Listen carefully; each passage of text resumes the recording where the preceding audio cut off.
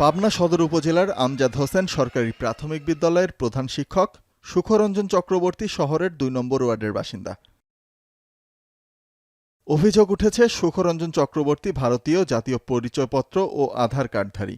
পশ্চিমবঙ্গের উত্তর ২৪ পরগনার দক্ষিণ ব্যারাকপুর শহরের দমদমের সূর্যসেনপল্লীর বাসিন্দা।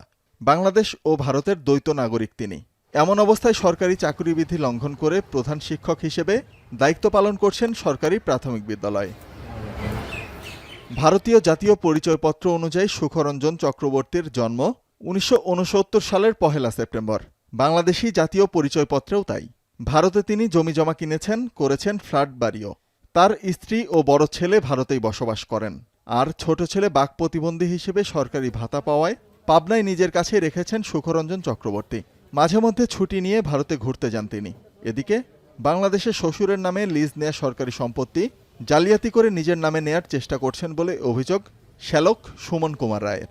আমি বুঝি নির্মাণের শিল্প, সালাম স্টিল বোঝে ডিউরেবিলিটি। সালাম স্টিল মোস্ট ডিউরেবল স্টিল। তদন্ত সাপেক্ষে যদি আমার সাবমিট করা কাগজপত্র যদি সঠিক হয়, আমি সরকারের কাছে বিনীত নিবেদন করতে উপযুক্ত বিচার হওয়া উচিত। দ্বৈত নাগরিক হয়ে সে বাংলাদেশের সরকারি চাকরি কিভাবে করে, সরকারের কাছে আমার এটাই আকুল আবেদন যে এটার সুষ্ঠু বিচার হওয়া উচিত।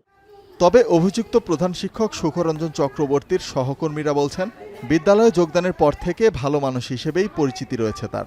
দ্বৈত নাগরিকত্বের বিষয়ে জানা না থাকলেও শ্যালকের সাথে দ্বন্দ্ব নিয়ে অবগত তারা।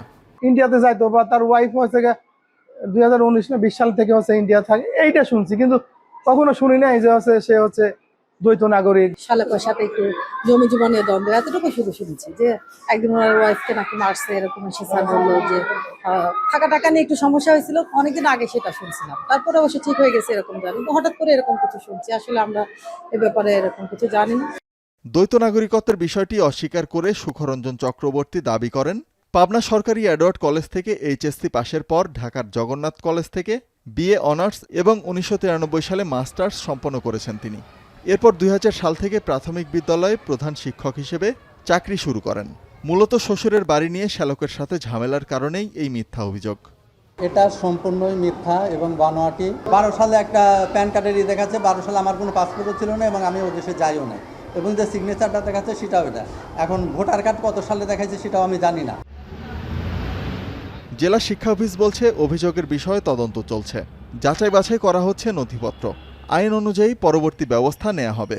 কাগজগুলো সঠিকতা আছে কিনা যাচাই করা প্রয়োজন, এবং যাচাইয়ের জন্যই আমরা ঊর্ধ্বতন কর্তৃপক্ষের নিকট প্রস্তাব প্রতিবেদন প্রেরণ করছি।